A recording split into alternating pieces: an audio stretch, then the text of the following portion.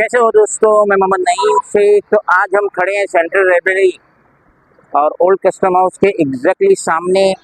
Sunday 3 मार्च 2024। मेरे पीछे ये बैनर है और अनकरीब ये बैनर पूरे साउथ मुंबई के चप्पे चप्पे पे लगा हुआ है, जिसमें लिखा हुआ है राज्यसभेवर बिनविरोध निवड झाल्याबद्दल माननीय मिलिंद देवराजी यांच्या हार्दिक अभिनंदन व पुढील वाटचालीस मनपूर्वक शुभेच्छा। तो ये एकनाथ शिंदे की तरफ से ये बैनर लगा हुआ है पूरे साउथ मुंबई में। जैसा कि हम जानते हैं कि मिलिंद देवरा ने 55 साल पुराना कांग्रेस से अपना नाता तोड़ के एकनाथ शिंदे में की पार्टी में शिवसेना में सम्मिलित की और उन्हें अनअपोज राज्यसभा का मेंबर चुन लिया गया। ये तो सभी जानते हैं और ये न्यूज़पेपर में भी आया। 27 फरवरी को जो इलेक्शन था तो मिलिंद देवरा का कोई विरोध नहीं हुआ और अनअपोज वो राज्यसभा के मेंबर बन गए। लेकिन मुझे ये बैनर देख के थोड़ा ताज्जुब सा हो रहा है कि एकनाथ शिंदे जो हमारे स्टेट के सीएम है और इतने बड़े पॉलिटिशियन हैं, तो कहीं उनसे कुछ गलती तो नहीं हो गई।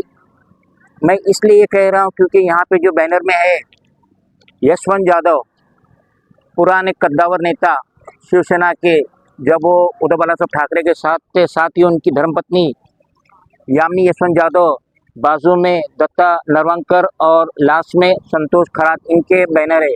तो मैं ये पूछना चाहता हूँ एकनाथ शिंदे से कि क्या ज़रूरत पड़ी कि उन्हें कांग्रेस के ex member of parliament Milind Deora को अपनी पार्टी में लाना पड़ा और प्लेट में सजा के उन्हें राज्यसभा की सीट देना पड़ी।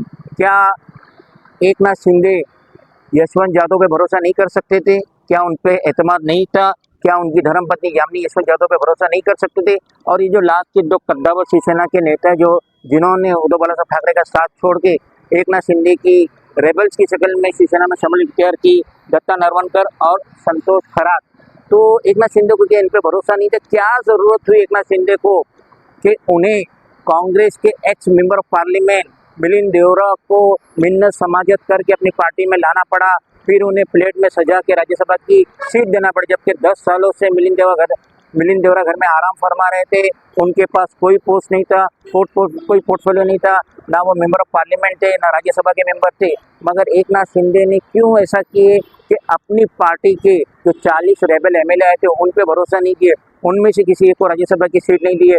और मिलिंद देवरा जो 55 सालों से, जो उनके वालिद 55 सालों से कांग्रेस का वापसता थे, तो ये मिलिंद देवरा को प्लेट में सजा के राज्यसभा की सीट दिए, अनअपोज सीट दिए, जीता है। तो इससे शिवसेना, एकनाथ शिंदे की शिवसेना को क्या फ़ायदा होगा? ये बैनरबाजी करने से क्या मिलिंद देवरा का इतना वोटिंग परसेंटेज है कि जिसकी वजह से एकनाथ शिंदे को फ़ायदा होगा? और एकनाथ शिंदे जैसा कि अनकरीब जो 48 सीट है महाराष्ट्र में मेंबर ऑफ पार्लियामेंट की, तो उसमें से मुश्किल से 10 सीट मिलने वाली एकनाथ शिंदे को, तो ये 10 सीटों में क्या मिलिंद देवरा की वजह से 8-10 सीट इनकी जीत जाएंगी महाराष्ट्र में? मुझे तो कतई एतबार नहीं, क्योंकि उधर वंचित बहुजन आघाड़ी भी कह रही है कि हम 46 में से 48 सीट्स पे अकेले लड़ेंगे और हम 6 सीट जीतेंगे।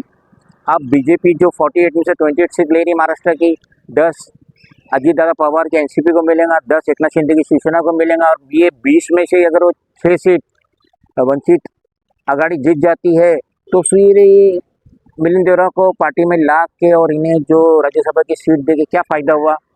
सोचने वाली बात है। और एकनाथ शिंदे को इस पर ज़रूर विचार करना चाहिए कि मिलिंद देवरा को हमारी पार्टी में ला के, शिवसेना में ला के, इतना प्रचार करके, इतनी होर्डिंग करके मुझे नहीं लग रहा कोई फ़ायदा होगा। पीछे ही कलेक्टर हाउस है और लास्ट जो लोकसभा का इलेक्शन हुआ था 2019 में, मैं खुद यहाँ से खड़ा हुआ था, मैं खुद मिलिंद देवरा के सामने मेरा नॉमिनेशन पास हुआ था, मैं खड़ा हुआ था और मैंने देखा था उस टाइम पे भी जो तोती बोल रही थी, जो भीड़ थी नॉमिनेशन फॉर्म भरने के लिए, जो भीड़ आई थी वो अरविंद सावंत के साथ थी, ना कि मिलिंद देवरा के साथ।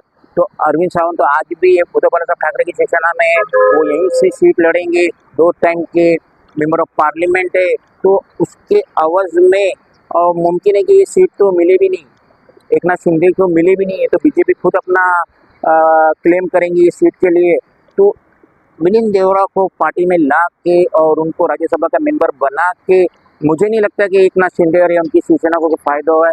अलबत्ता मिलिंद देवरा का बहुत अच्छा फ़ायदा हुआ, क्योंकि पिछले 10 सालों से वो घर में आराम फरमा रहे थे कोई उनको पोस्ट नहीं थी, कोई पोजीशन नहीं थी, लेकिन अब वो 6 साल के लिए राज्यसभा के मेंबर बन गए, तो उनकी तो पूरी मलाई मलाई है। लेकिन एक शिंदे ने, मुझे ऐसा लगता है कि मिलिंद देवरा को अपनी पार्टी में लाके कोई अच्छा काम नहीं किया। It is my own opinion. खुदा हाफिज़। Friends, if you like the video and want much more, then please do follow, like, share, comment and subscribe the bell icon button.